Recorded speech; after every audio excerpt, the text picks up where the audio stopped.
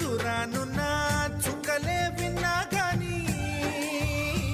కదిలించలేదా కాస్త కూడా నీ మనసుని పరదాలు దాటి ఒక్కసారి పలకరించవేమి అందరినీ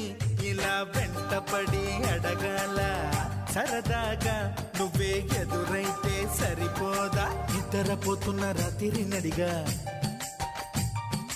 గుడికి చేరిన గువ్వల నడిగా